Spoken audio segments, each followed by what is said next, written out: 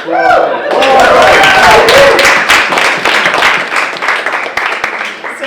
how did this motley crew come together? None other than an impact investing conference.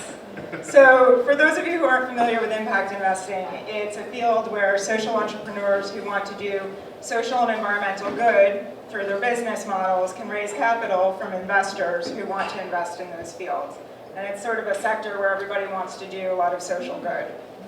And by the way, we're at Impact Hub this evening, which is an eco-friendly shared workspace for social entrepreneurs. And I think we have a few folks from Impact Hub here tonight. Are Sam and Monica here? I know we have the founder of the original owner of the space. Green Space is right there, Marissa Finder. So we love this space, we love Impact Hub. Thank you.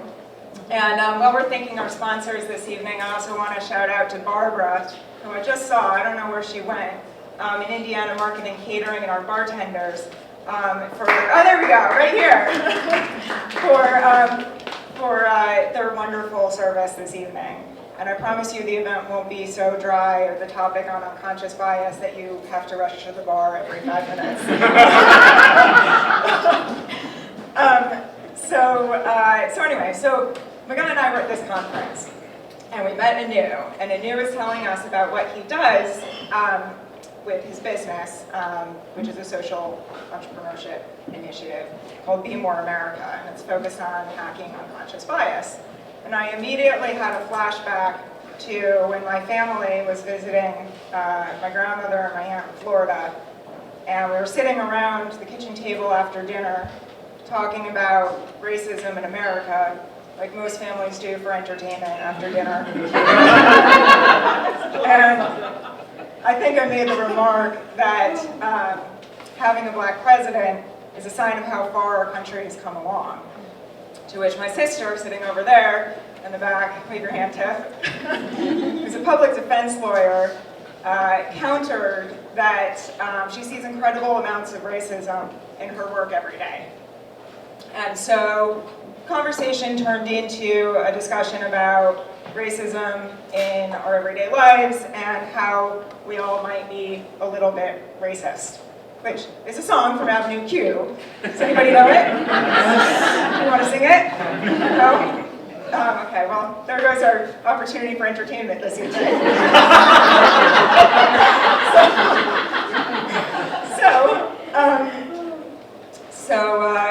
So, you know, being brought up in a liberal family where I go to impact conferences and the like for my career, it's uncomfortable to acknowledge that I might have some unconscious bias.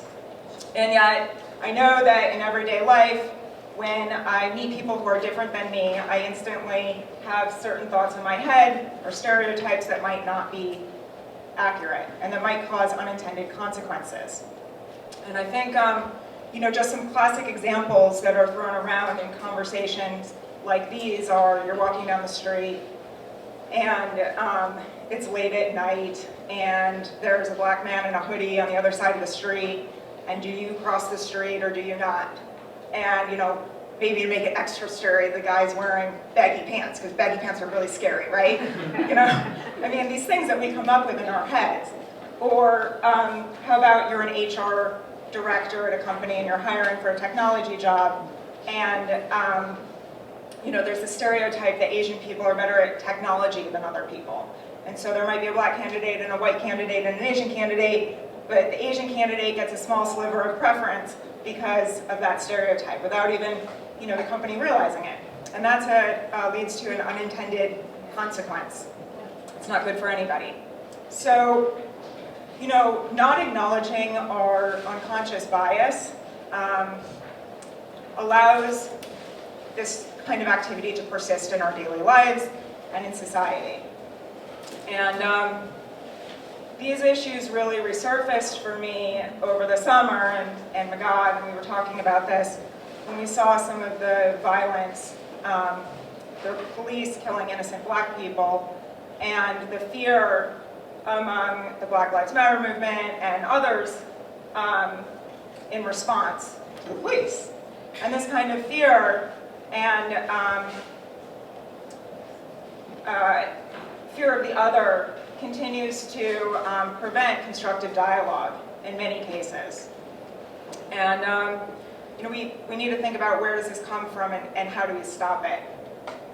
More recently, I think we've seen a resurfacing of fears of minorities like immigrants and Muslims and other minorities, and actually even for white people. We have some stereotypes about lately, at least if you're on the more liberal side, I guess. Anyway, now I'm creating stereotypes. But anyway, so I use the word resurface because stereotypes and bias has risen and fallen throughout history with different groups and civilizations, and so it's there and we need to address it. And I'm not suggesting that there's any silver bullet, but when Magat and I met anew and learned about Be More, we were really impressed with some of his proposed solutions. And we wanted to share them with a wider audience, and we wanted to learn more about them. And so that's why we decided to organize this event. It was really inspired by the events over the summer. I think that this topic is just as relevant as ever. So we hope that you enjoy this program as we unpack these issues, and that you'll be inspired to go away with some lessons and tools and ideas to continue the conversation. So thank you.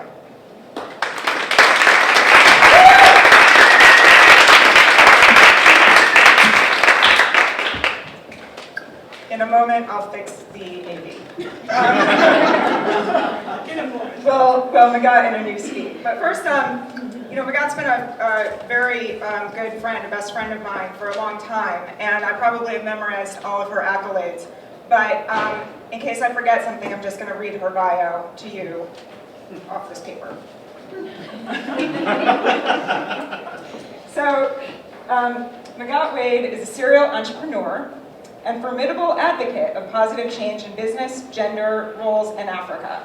Magat is a Forbes 20 youngest power woman in Africa, a young global leader ranked by the World Economic Forum at Davos, a TED Global Africa Fellow, and a leading woman in wellness award winner by the Global Wellness Summit. And she later got invited to join the board of the Global Wellness Summit, where she now serves.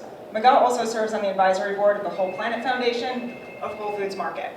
So, Magat, I would like to hand the floor over to you for our great conversation with Anu, and excited to hear about what we're doing.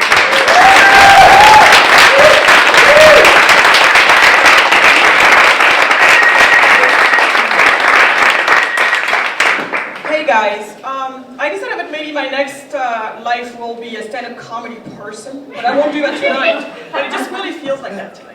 Because when we talk about heavy stuff, it's good to laugh.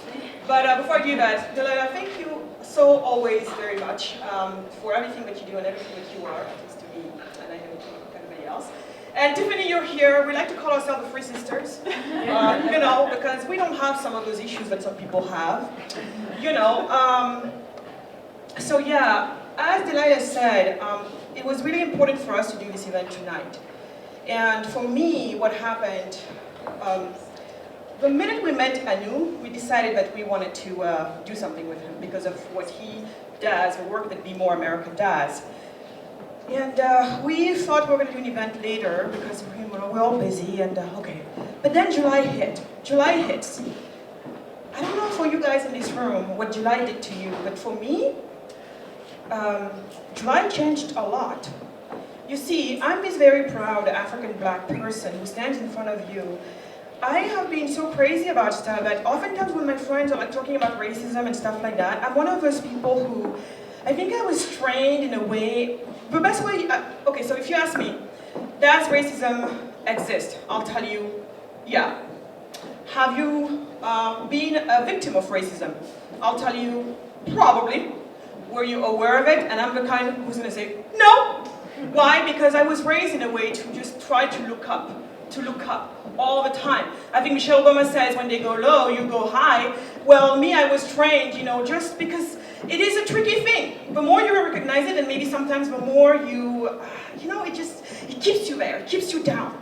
So I was raised more like that. But when things happened in July, I told myself, I said, you know, it was a very, very sad moment for me.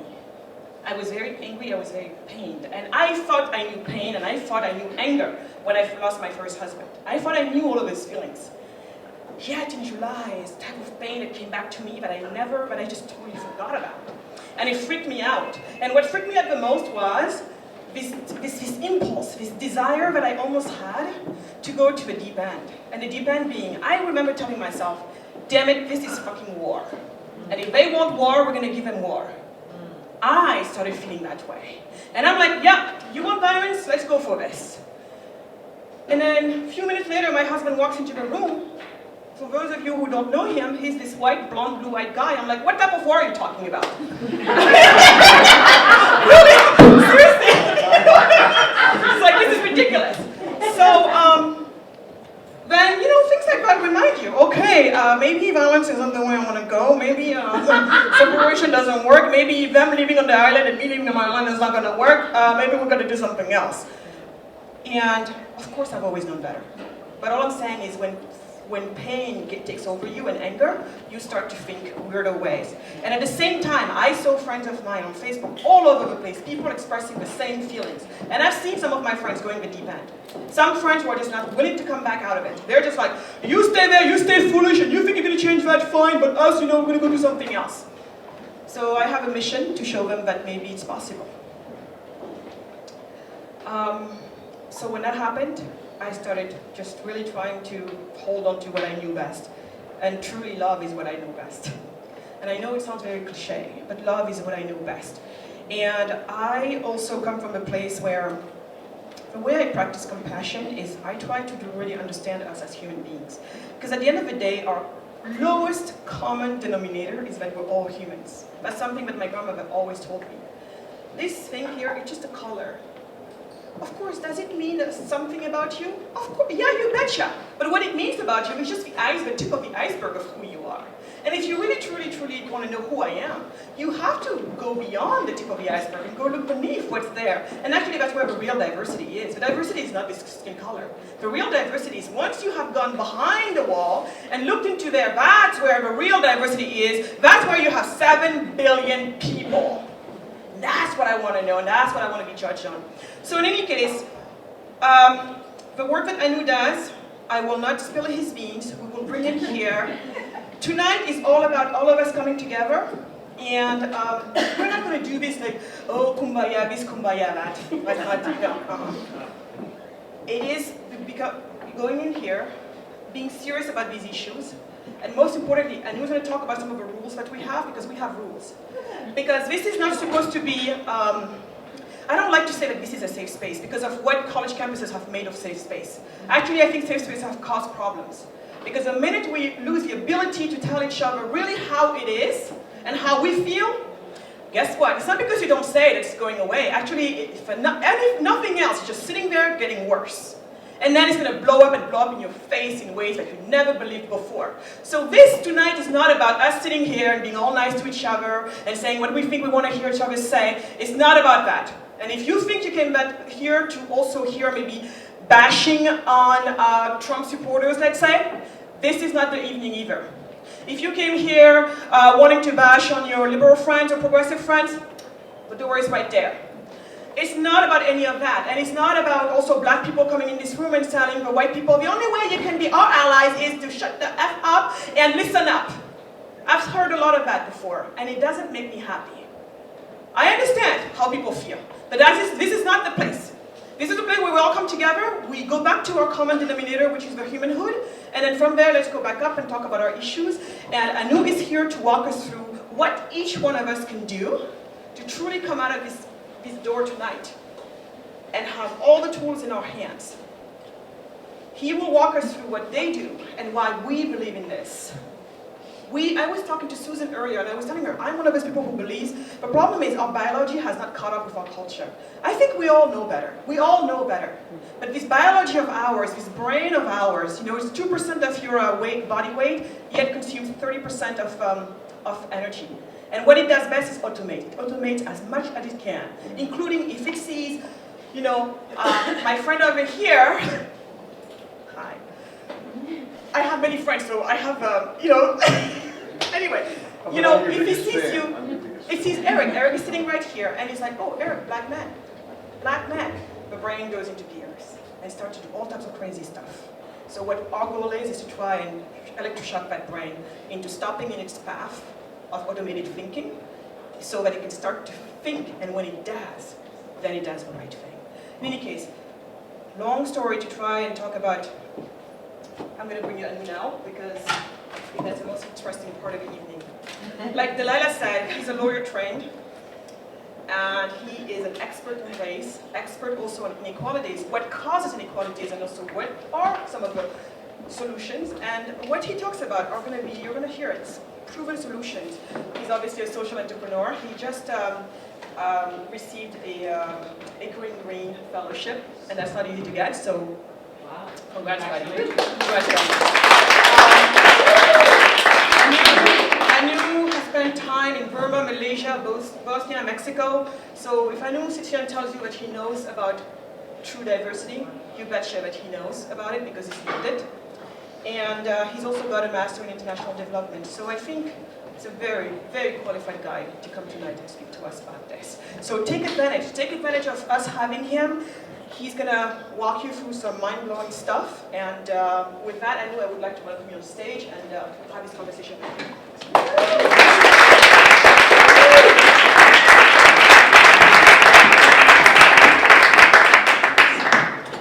So, Anu, thank you for joining us.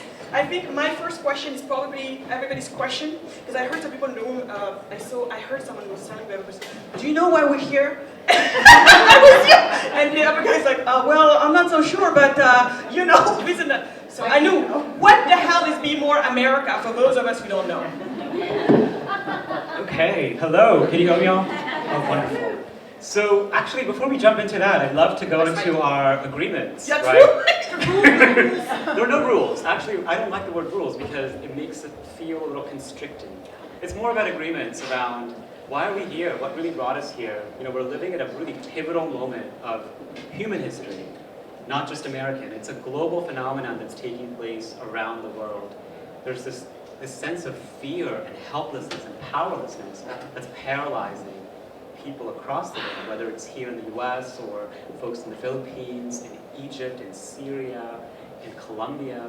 So we're part of that transition that's actually taking place. But in order to have a productive conversation and not get lost in all those fears that arise for us that are completely natural, we need to have some group agreements. And as we'll have a short conversation together, you know, maybe 10, 15 minutes, and then we'll really just open it up to you. It's a town hall. So the idea of a town hall is for you to really bring in your fears and questions that you may have around these issues to us, and us really just talking about it, dialoguing about it. But the first kind of rule or agreement is really around speaking from I statements. I mean, I find this really useful because, especially in this time, we can get lost in those people we think, it's easy to really get into that us versus them dynamic. But can we really speak from what do I feel? What do I believe? And really using that as kind of the core element of how we proceed. Second is really leaning into any discomforts, leaning into any, whatever is arising, emotions, thoughts. Like, what is that? Just really leaning into that discomfort and not being afraid of it. That's part of the fear that keeps us paralyzed. We're unable to lean into the disappointment, into the frustration, into the anger. We just want it to go away. But it won't just go away. We have to really lean into it. The third is really commitment to dialogue. Open conversation. Again, this is not something we can wish away. We can only transform it. And the way we do that is through conversation, through getting to know both ourselves and other people. And lastly, I think most importantly, is really around privacy and confidentiality, right? So people can share whatever they want to share, but afterwards, if they don't want to talk about it, they don't have to. So really asking people for permission. It's like, hey, you mentioned this. Can I talk to you about this more? And they can say yes or they can say no. Really respecting that and honoring that as individuals. So that's kind of, really simple agreements that we can all come to I hope. Yes. Are there any nays? Any other agreements that you'd like to add into the mix? Great. Awesome. So before I begin, I'd just love to, Delilah shared a lot, Magad shared a lot about what's happening in the world, what's happening in this country, the police brutality incidents this summer. I mean, it's been going on for so long, but it's really up in our consciousness too. The recent elections, the global phenomenons that are taking place, Brexit, all of these things. But let's take a moment to just ground ourselves in this moment here. So I'd really invite everybody to just place both your feet on the ground and really intentionally setting your soul on the ground. It's really feeling rooted. And if you'd like, you can close your eyes, or you can just keep them open, but place them at a stationary point in front of you. And we're going to take 3 breaths together. So inhale and exhale. Inhale, exhale. One more. Inhale, exhale.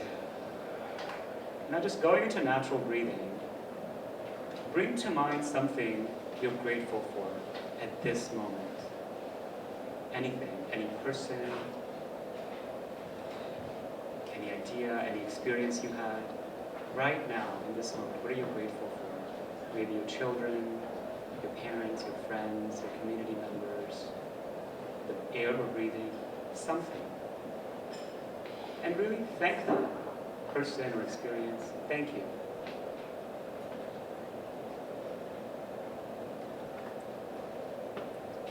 And once you're ready, just bring your chin to your chest and we're stretching the back of your neck. And gently open your eyes and bring awareness to the room. So here we are. Oh my God. So you asked me. The question was, what does Be More America do? So we're in the business of breaking bias. Breaking bias, right? What does that even mean? I mean, it's so catchy. It's so catchy, I love it. No, you say hacking bias is even better. Yeah, so we hack bias. We teach people how to hack bias in order to really break this idea of bias altogether. So the way we do that is through in-person trainings, really targeting specific professionals, doctors, nurses, police officers, HR professionals, folks in the tech industry, and then we're also developing online trainings. Because this is, again, not something you can do overnight. It's really about a practice that we have to engage in consistently to live up to that aspiration. But that really goes to the question, well, what is bias, right? And there are kind of 2 kinds of biases. There are conscious biases, right? So racism, sexism, homophobia, transphobia, Islamophobia, you name it. There's a whole ton of phobias, ableism that we can list. But these are conscious biases. What does that mean? This is a belief system that people of a certain color or a certain gender or whatever the category may be are less than, or I don't like them, or there's something different about them. So, but that's something in the consciousness that people have, which is what makes up these conscious biases, right? And then unconscious biases are basically ingrained habits of thought that lead to errors in how we perceive, reason, remember, and make decisions. So this is an ingrained habit of thought, which oftentimes is not part of our consciousness. So 95% of human behavior is dictated by the unconscious. 95%, just imagine. We're habituated, we're automated, like Magad was saying, like we are automated to do certain things. Our organism itself, there's so many systems right now in here, the digestive system, all sorts of things, that are happening simultaneously. But that's not something we're conscious of. Our heart is beating. But are we thinking about our heart beating right now? Our pulses, we're pulsing, right? Are we thinking about our pulse? But that's just happening automatically. So these unconscious biases are more nefarious because they're latent, but they really impact our decisions. Whether it's a doctor prescribing medication to patients. Folks of color, particularly black patients, receive lower dosages of pain medication. From children to senior citizens. Because the latent belief is that black people have thicker skin. Or, they're able to withstand more pain. So these are latent beliefs, right? What's happening with the police brutality situations, right? You see a black person, or a Latino person, or a person of color, and suddenly the mind goes into fight-flight. And there are all these associations that come up, which lead to the reaction. Again, decision-making around shooting, or around being super aggressive, because there's a fear of safety. So these are unconscious biases, because the people that are doing them oftentimes are black themselves, or of color themselves.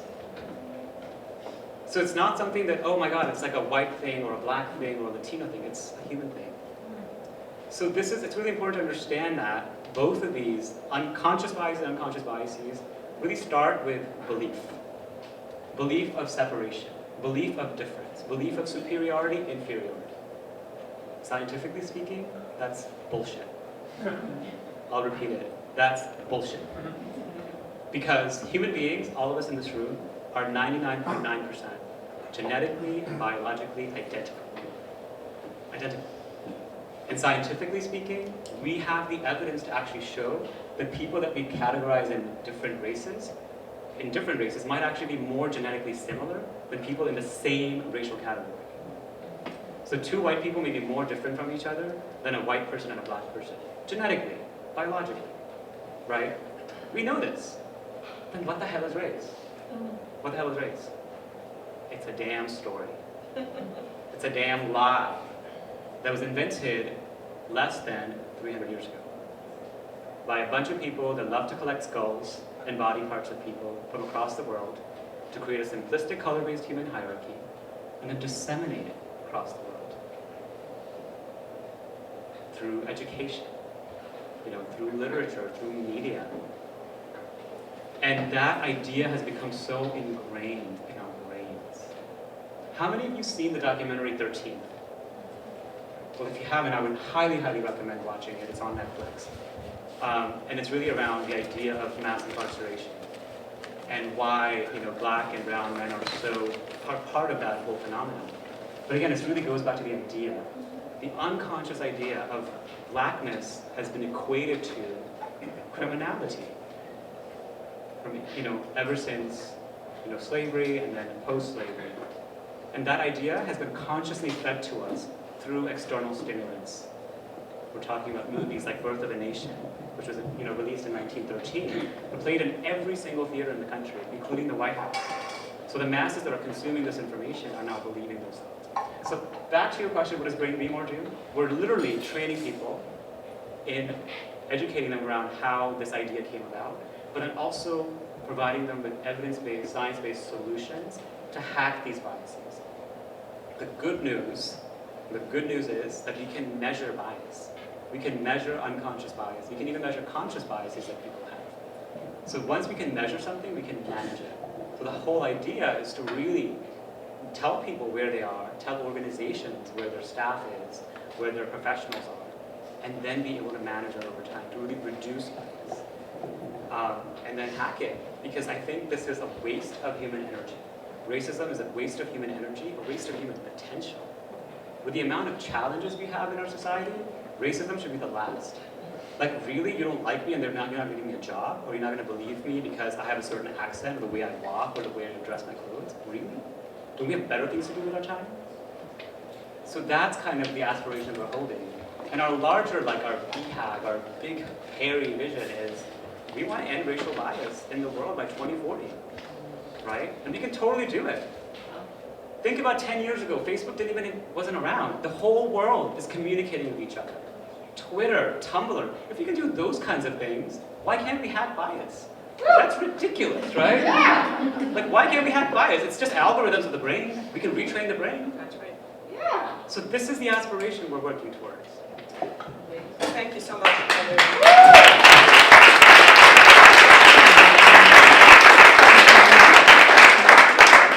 Thank you so much, Anu. And when you were talking about how it's this fabrication, and yet we keep populating it, and how it's been propagating itself, this whole racism thing, I'd like to add,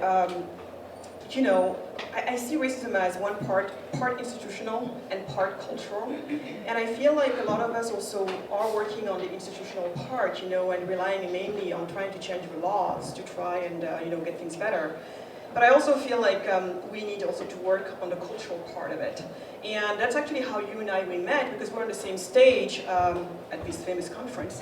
And it was funny, it was a diversity conference. And so one of the ladies who was supposed to speak couldn't speak anymore. And so they found me in the middle of nowhere, and they're like, "Oh my God, can you come? Because we need a woman. And ideally also even a black woman."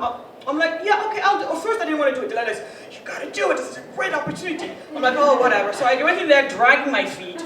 I went on stage, but I had my plan. My plan was, I wanted the first thing I said is like, "Well, it's a diversity panel. I got in here as a token, but I'll walk away being like the reason why you have to listen to this thing." I had my little revenge there. But you know, when it comes to the culture part, this is a place where I feel like, you know, one of the best tools to change culture?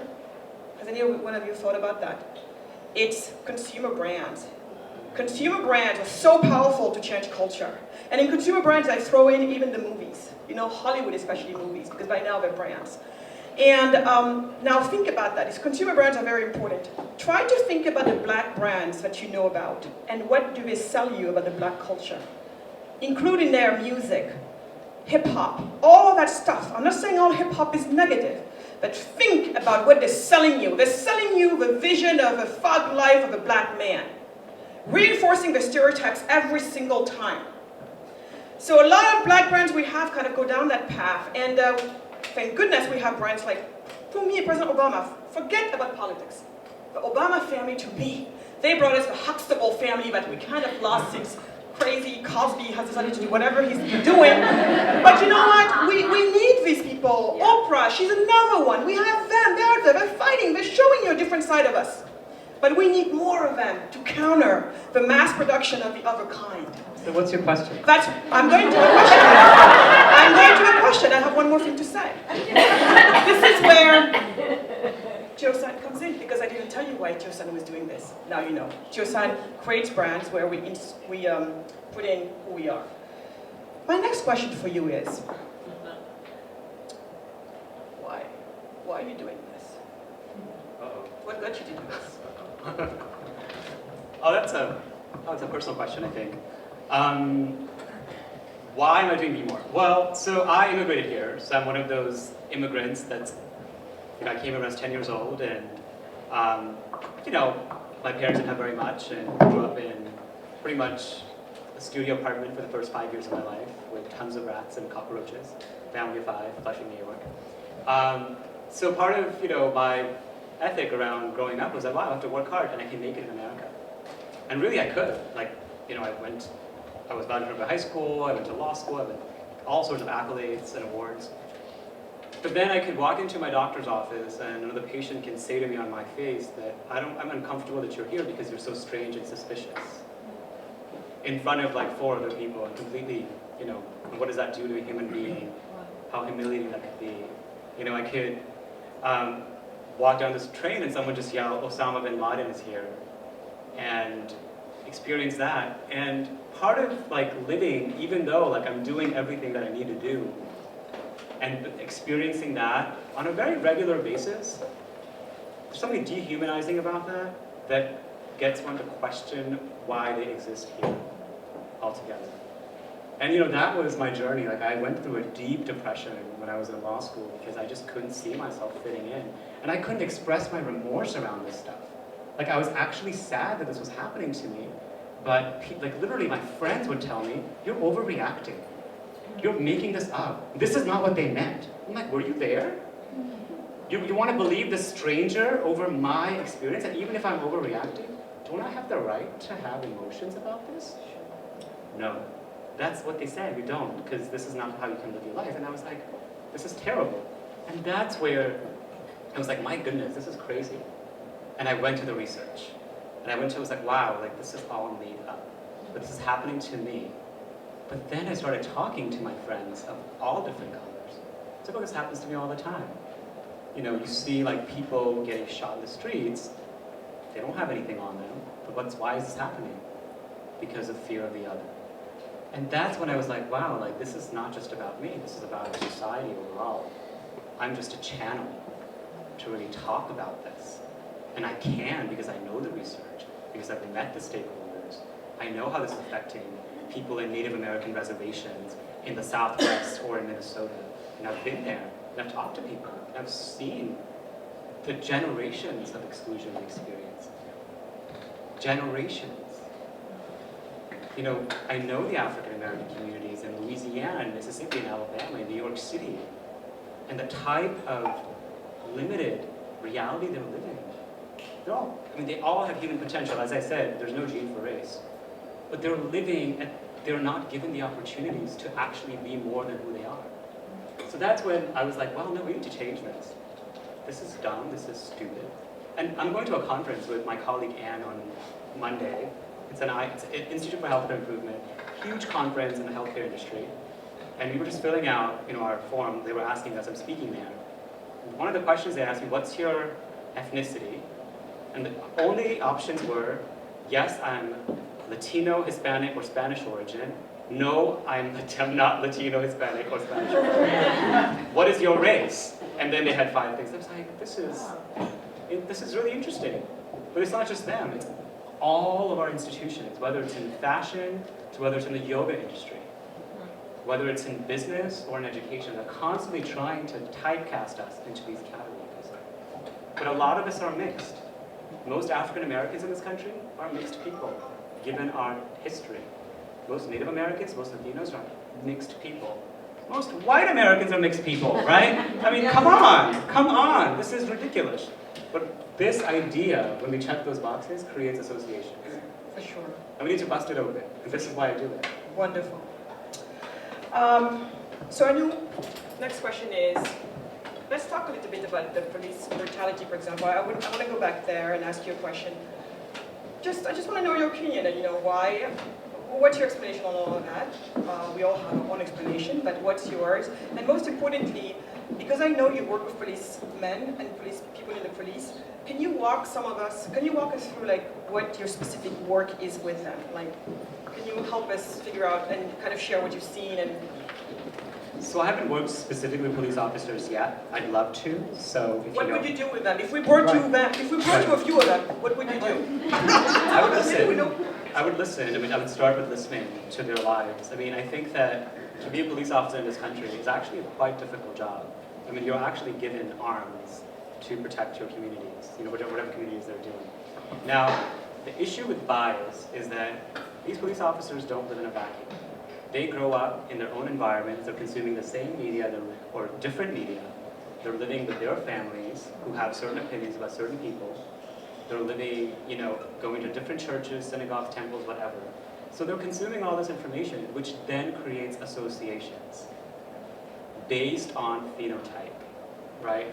Based on physical appearance. They have latent or unconscious or conscious associations based on phenotype. So when a lot of these police officers who happen to, even if they're black, but most of them are not black, they're white, and they're placed in African American communities who they haven't grown up with, who they don't have the empathetic channels to understand. And the communities themselves have a very different way of engaging with the world, right? They have a different vernacular, they have a different way of doing things, speaking. It's a different culture altogether. But then we transpose from our opinion what's right and what's wrong into those communities. And then when they don't abide by those same rules of conduct or ways of being, there's a clash, right? So what we do and what we would do with them is to make those unconscious associations conscious. How do you do that? How do we do that? Yeah, how do you let's say Yvette is a police person, and you have all these assumptions about what do you do with her? She's right there. I'm a problem, Dara. Not at all. So if Officer Yvette came to us, right? So basically it's really about creating a journey and an experience. It's an experience for the individual. So do you take her away with you, or does she have to come on a fellowship, or what happens? So basically, through our trainings, right? So what we would do is this. First, we would have to take the IAT, the implicit association test, and we have other surveys that really measure one's beliefs, perceptions around the construct of race. And then also the IAT is this online instrument. I don't know if you've taken the IAT. It's basically one of the leading instruments in social psychology that measures unconscious bias. IAT, if you Google it, it's going to come up, right? It was invented at Harvard 22 years ago. So people actually take it, and they then know right away what their conscious associations and unconscious associations are.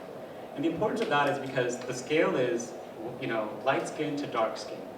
And what we found is 75% of Americans, regardless of color, have an automatic white preference or an unconscious bias against dark-skinned people. What does that mean?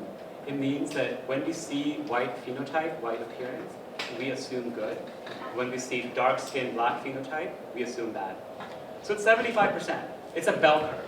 So I'm not saying everybody is here. There's so many people that fit on all sides of the spectrum. But on that bell curve, it's a lot of us, including a majority of people. So I'm moving on. Okay, good. So once they... So my Tibet is there. She has her biases. What do you do? Right. So first it's to make... Work on me. Well, the thing is, at this point, a lot of people don't know where they fall on that spectrum. So once they know their score, then we go into teaching them specific causes of unconscious bias. So when I talked about the story of race, you guys are an enlightened group of people, the vast majority of Americans don't know that. They don't know that race is made up. They don't know this was just invented 300 years ago. I mean, I watched the speech by Richard Spencer. Do you all know about this? This is the self-described alt-right that's arising in our I'm going to be country. depressed tonight watching this stuff. I mean, no, but it's not depressing at all. You watch it, I was sad for them because they're living in such limited understanding of their humanity. Like, they have ancient history as human beings, not just as people who are descendants of Europeans, but as humanity. The Aztec, the Chinese, the Indians, the Sami people of Sweden, they've done so much. But to cut that off and live in this separate bubble of greatness in just one little cloistered place, that's got to do something to you. So this is the work of actually educating them, where our systems have failed us. Our education system has failed us in teaching us this stuff.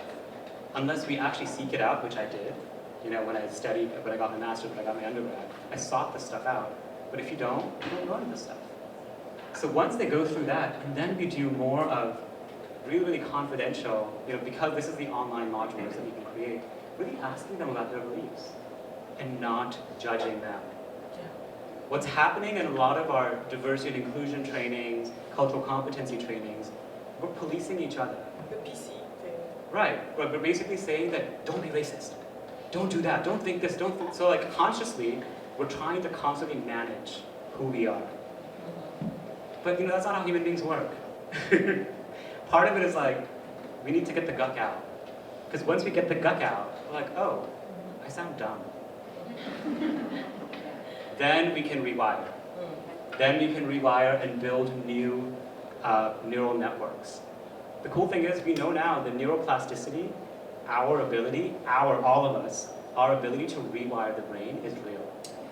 It's absolutely real, and we can do it. In short of a span as 8 weeks, we can change habits. There are interventions out there. We can change addiction. We can change binge eating. So like, this stuff is nothing. Like, that's why I feel like if we can create something like Facebook, something like Twitter, and revolutionize the world, this is like baby steps. And this is what we could do. So people get to really know what they are. And then also live in higher values. So I have yet to speak to any police officer or any doctor who has not told me that the reason why they do what they do is because they care about their families, their communities, their world, and that they're actually doing good work. What we need to do is to expand what that means to family, community, world, from a state of separation of us versus them to just us. This is wonderful, because then this takes me on to my next question for you, and this is going to affect us all. We all know the elections happened. We all feel the way we feel about it. I know some people are still very angry about it. I know some people are very depressed about it. I know some people are maybe very happy about it. It's all over the place. But I would like to see, Anu, if you can maybe, can you do a little bit of an exercise with us tonight on, you were talking about this notion of self-care. How does it all start? Like, how what do you say to us in the room right now? Regardless of how we voted, bless you, regardless of how we voted, Or didn't vote. or didn't vote, or whatever, but we all have our emotions around what happened and the result of it. So can you just, I loved it when, because we've been talking about this obviously, and I loved when Anu brought up this whole notion of it starts with you. You go back to this place of, self-care, and you get all of that work done, so that then from there you can go back out to the world and be able to actually really embrace others who may not think the same way you do, and from there have a conversation and engage. Did you tell us more about that? I'm really interested. Well, it's not just about self-care, because that's become like almost like too trite. It's too trite. I think this is actually self-transformation work. So I think part of it is to actually acknowledge the feelings, acknowledge the thoughts, however they may be on the spectrum, and to really investigate why. I'll give you an example.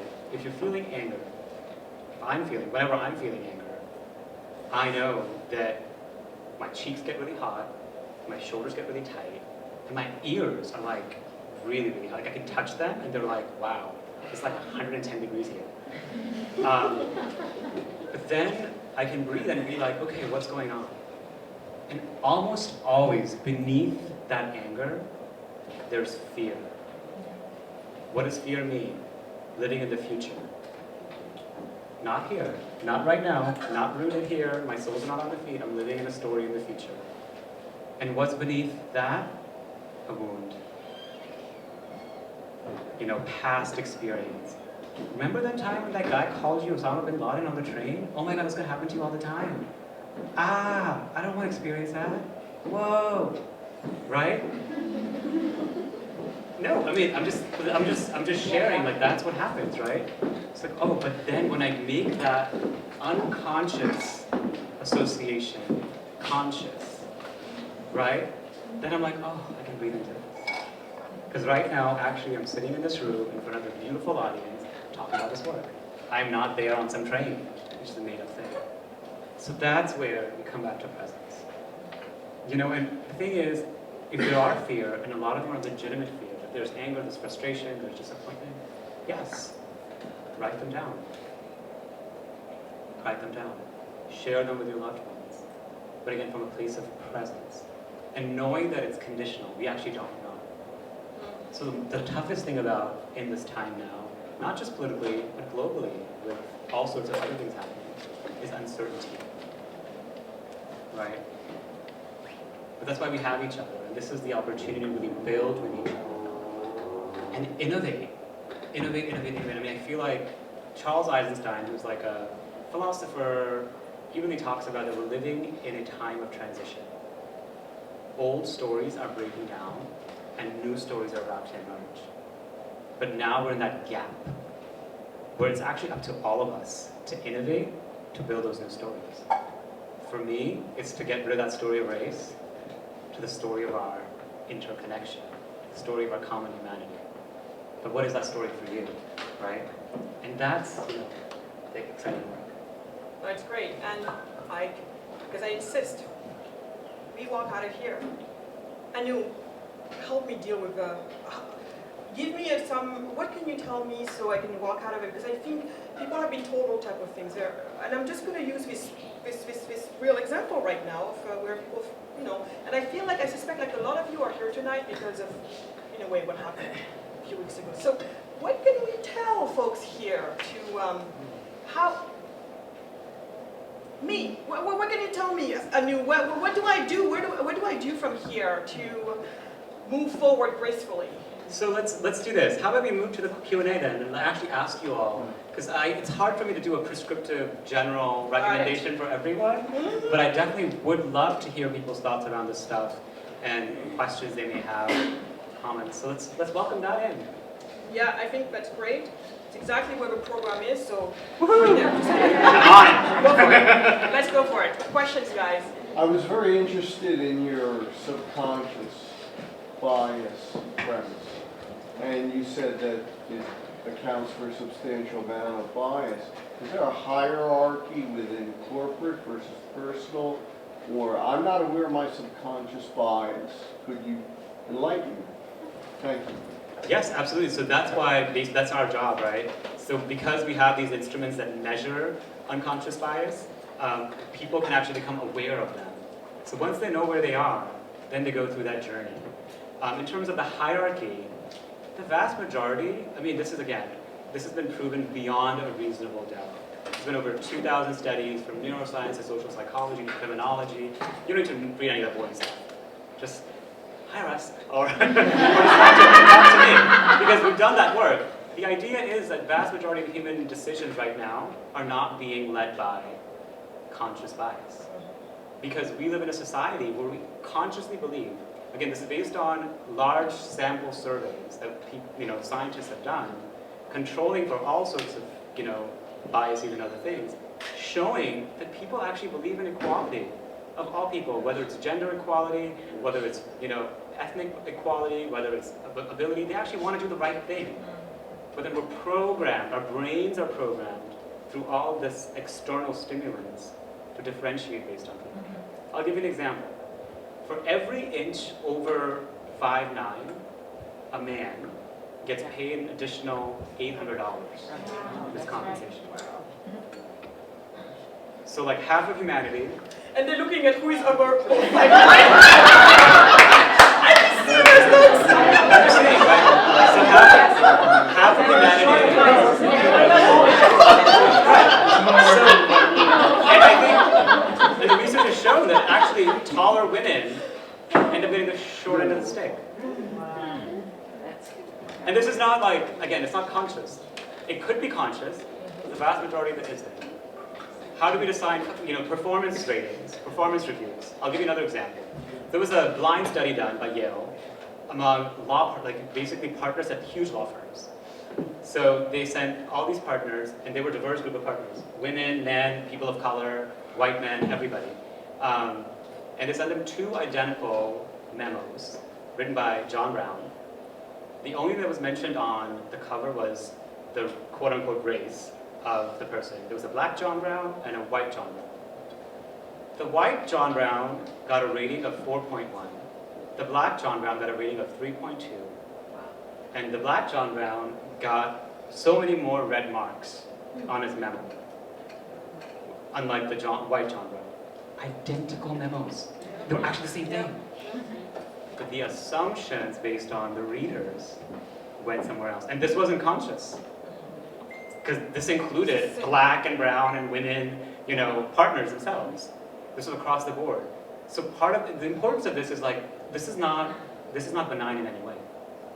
This impacts that black John Brown's livelihood, his ability to become partner, to be promoted, to his compensation, his performance ratings, his quality of life, everything he's dedicated his life to doing. So part of it is on the one hand, it's this is so silly on the one hand, but the implications are grave. So this is why it's so important to address it. So in this group, if everybody here is similar, say we have a common denominator that we love each other, we love to be friends with each other, why don't I have more black friends or Muslim friends or even friends like me? Why? Or why does that occur? Well, I don't know why you don't have it, because I don't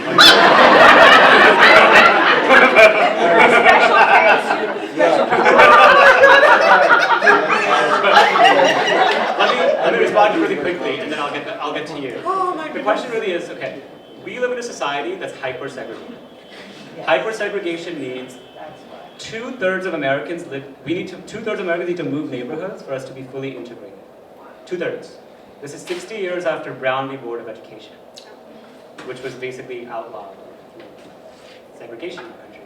So part of it is, and 75% of white Americans have 0 friends of color. Wow. 0 friends. How many? 75. That's So scary. friend being an intimate person that I can share my trials and tribulations of life with. They know a mailman, they may know the technician, they may have colleagues, they're not friends. But also, 2/3 of black Americans have 0 white friends. They may have friends of other people of color as their friends, but 0 white friends. So again, this is the separation, which is very deeply rooted, and it's part of geography, as well as, again, those stereotypes and assumptions that are made about them. Okay. Well, I want to thank you for letting me know that I'm underpaid. I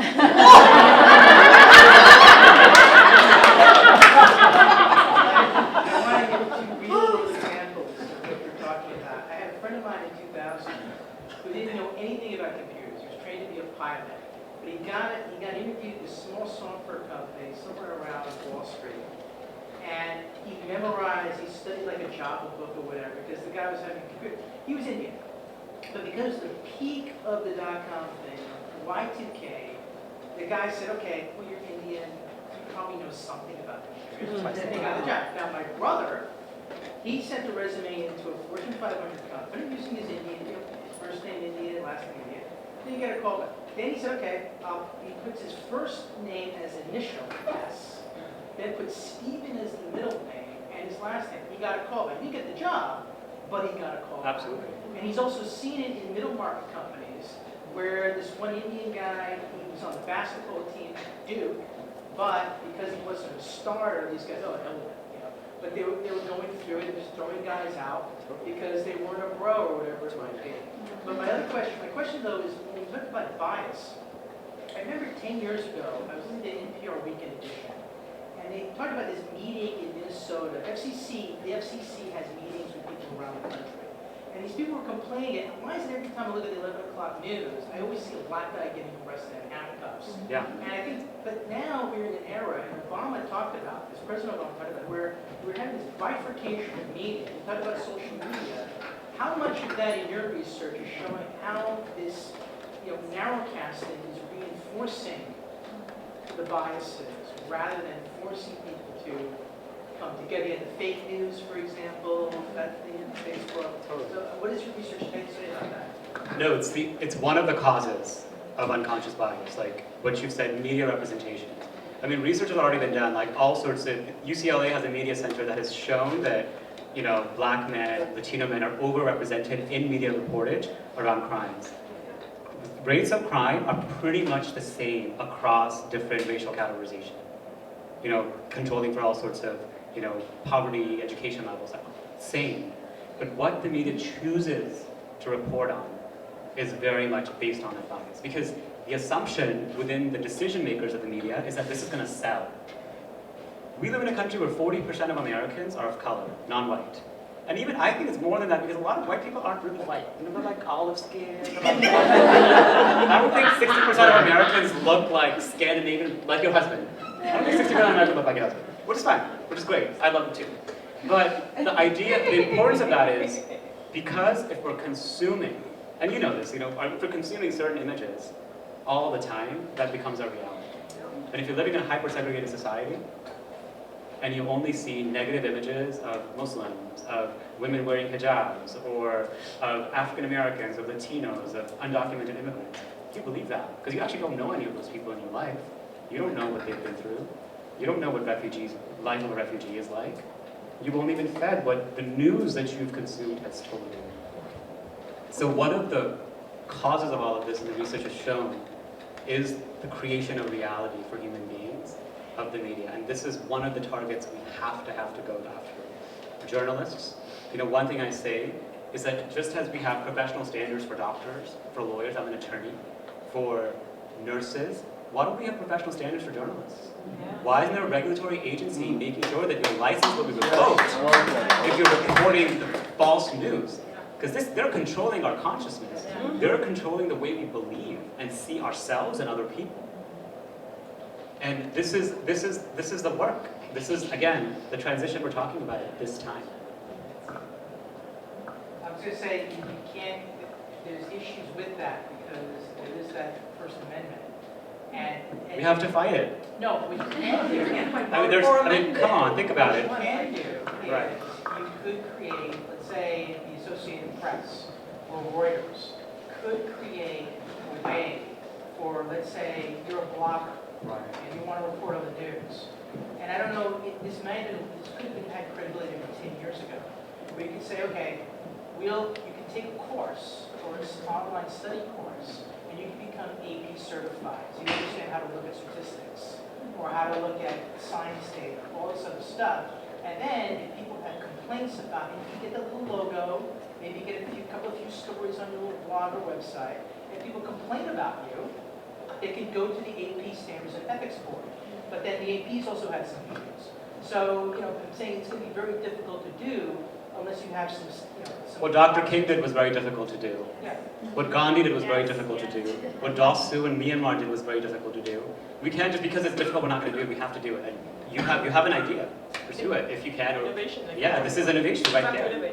You also have a grassroots movement. I know you're in corporate training, et cetera, et cetera. Are you on the street? Let me get to other people. Sure. Okay. Yeah. Please. Yeah. Just so you know, not to get sidetracked with the journalism conversation, but I've been to journalism school and they tell you that you need to report the facts, nothing can be incorrect, and they tell you in school that if you report the wrong facts that you'll get fired. So I don't really know how, things have evolved this way, but that's how things are supposed to be. Thank you. Yes. I have two questions. Okay. So the first is, let's say we get to a place by 2040 where we've kind of unearthed these unconscious biases that people have and we're hacking them. How do we deal with leaders in any space where it's actually in their interests to keep these structures that exploit racism, homophobia, sexism?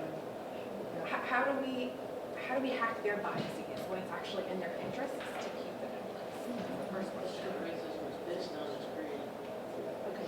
And then the second question is, if I worked for a company that wanted to bring you in for a lecture or a training or a workshop, how would I do that? Thank you. Well, I think the first question is so interesting. I love that question, actually. Can you repeat it for those? Yes.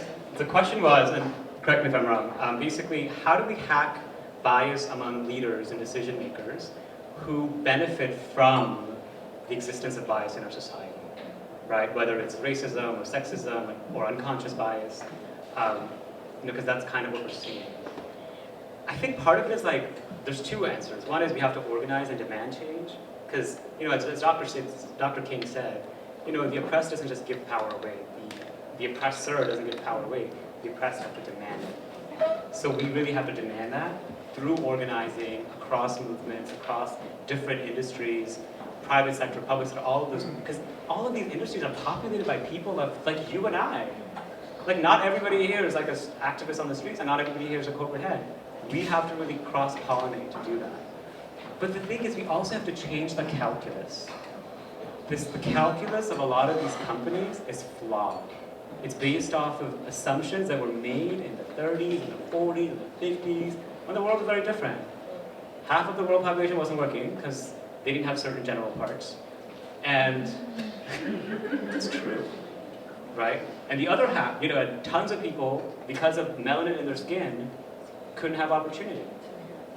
And that's when these structures, these calculus was developed. We need to create new calculus. Actually, being a sustainable company, being a green company, being a company that's inclusive and bias-free is more profitable.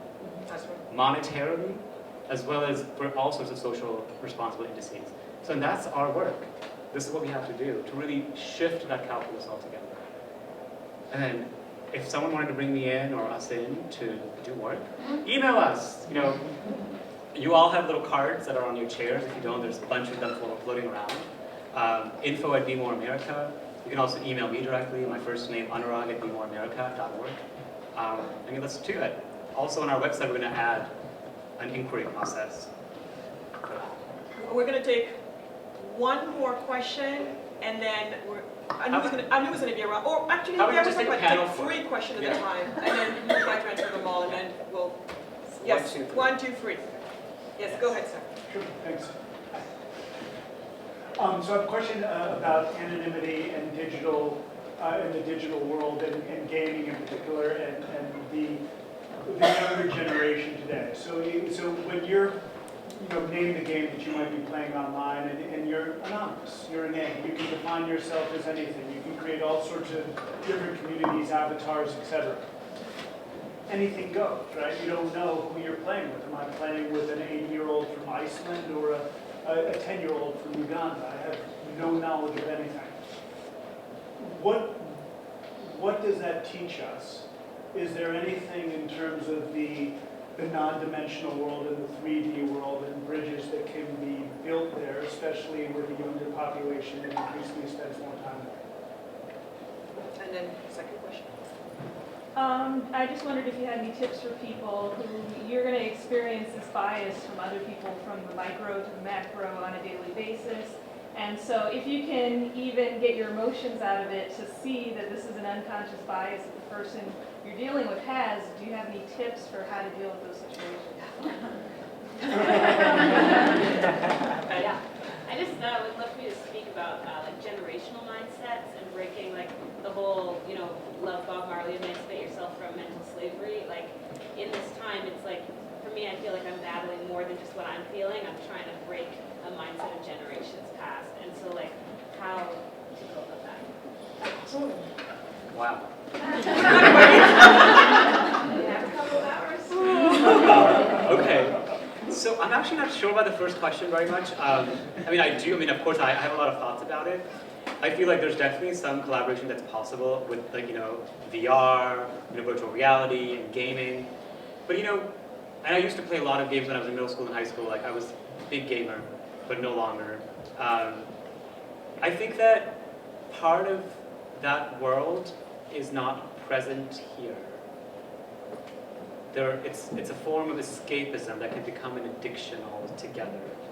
So to use that as kind of the primary way of engaging young people, I'm troubled by, because there's already so much research that's shown that young people that are constantly on their devices, that are playing these games, it's causing all sorts of psychological, emotional, behavioral, it has all sorts of consequences for the social development of those people. So I have to think about it more. I mean, there's definitely opportunities there with VR, with gaming, because these young people are still consuming images and stories about people based on physical appearance, based on phenotype.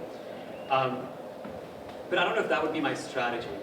I think the strategy is very simple. It's just changing the heart, transforming the heart. So, but I think if that could be a vehicle for that, absolutely. Yes, your question. Remind me your name. Rahima. We were in church together, yes. Yes. Okay. Rahima. What a beautiful question. I think this is something we need to do. This is what I did. So I'll just share I don't know what you need to do, but I'll share what I did. Basically, the first thing I did was actually create a huge canvas in my apartment of all of my role models. Family, friends, leaders who I look up to, a lot of whom looked like me, right? And literally kept it in a place where it was visible to me on a daily basis. So every time something would happen to me, I could be like, oh my gosh, I'm more than this. The reason why it hurts at that moment is because an unconscious part of us believes that story. An unconscious part of us believes that we're savages, that I'm uncivilized, that I, don't know enough, I'm not smart enough, I'm not handsome enough, I'm whatever. So that's why the reaction is like, no, I'm not. Like, black is beautiful, duh, right? But we don't need to go there, because we already know black is beautiful. Because I know I'm smart, because I know I'm competent, and I don't need that person's validation. So that's like the first step. And the process for doing that is multifold, right? This is just one of the ways. For me, that having that image and kind of carrying with me those stories of those individuals was really helpful. So, and the second thing I would do is actually begin a practice of gratitude for those people. You don't want to hear this, I know it sounds terrible. Because, why?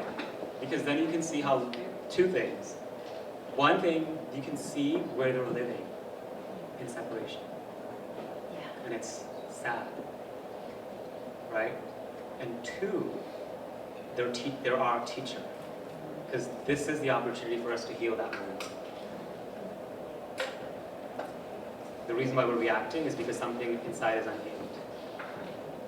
This is about our liberation, right? So that's basically, those are two things. I mean, there's many more we can talk after, but I hope that's helpful.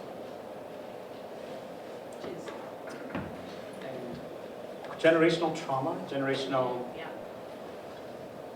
that's a lot. So there is a book, I mean, especially if you're, I think everybody should read this book. It's called Post-Traumatic Slave Syndrome by Dr. Joy DeGore. It's pretty much talking about the African-American experience in America. But it's really based, I mean, it was founded upon a lot of the leading research that was done among the Jewish communities post-Holocaust. So they've noticed that children of survivors of Holocaust have really higher incidence of depression, of anxiety, of all sorts of, psychological ailments. And what was the cause of it? And they really saw that it was epigenetics. It's like in their bodies, because heightened states of those experiences were activated in their bodies. So why is it different for descendants of indigenous peoples, or African peoples, or European peoples, actually? Like a lot of what we see among, folks of the right, people like Trump or Richard Spencer, it's that activation of fear. If you think about the legacy of how America was founded, people are running away from oppression, from separation, from fear, from being persecuted. And it's constantly been being save ourselves, save or protect ourselves from outsiders. So kill, kill, kill. Kill Native Americans, kill Native Alaskans, kill Native Hawaiians, kill Africans, kill anybody that comes in our way. Self-protection. So there's this heightened sense of the nervous system. Part of the work among, descendants of African Americans, for example, is to really begin to make those unconscious stories conscious. And really be with the pain of that. This is really hard. You can't do it by yourself. You can't. This is where community comes in. This is where containers come in. And for me personally, the way I dealt with it was through yoga, through meditation, through spirituality, through writing, and through talking to people. The thing is, these stories, if we don't talk about it, are still going to be there, and they're going to manifest in so many other ways. In your relationships, with your kids, with your family members, with your friends. And it prevents connection, like authentic connection, with other human beings. Literally, same exact body, right? So. Well, thank you so much, you guys. I'm sure there are many, many more questions, but you see why we wanted to have Anu with us tonight. You see why we care so much about what he does.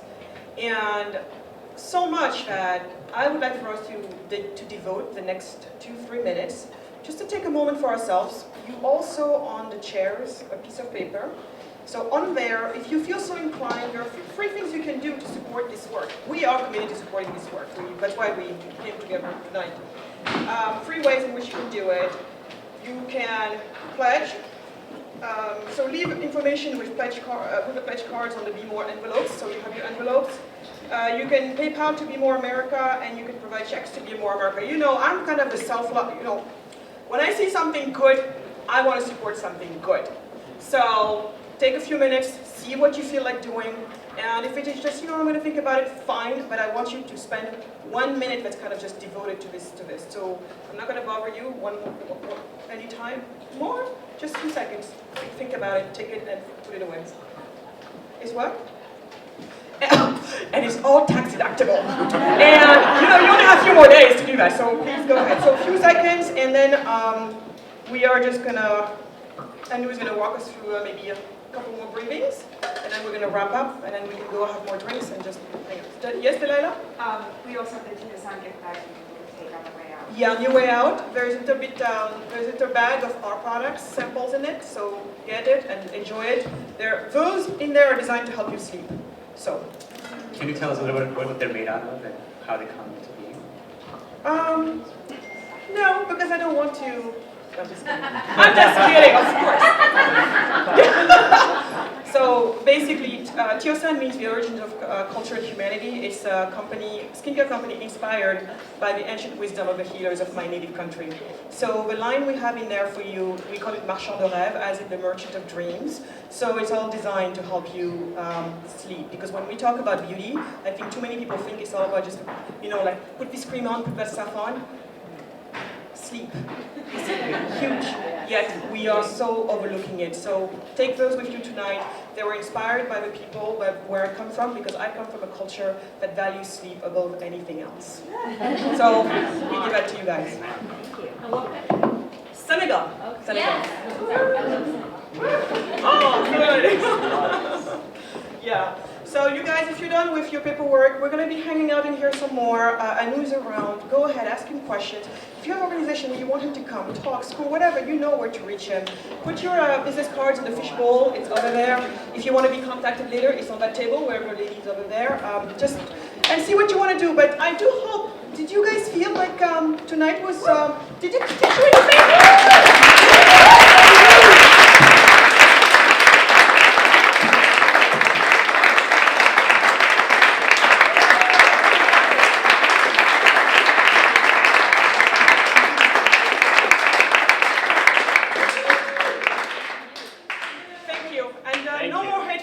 Because you can see we're all programmed in a certain weird way. We came this way, and we can fight it. So no We can more break it. We share this. Thank you guys. Thank you.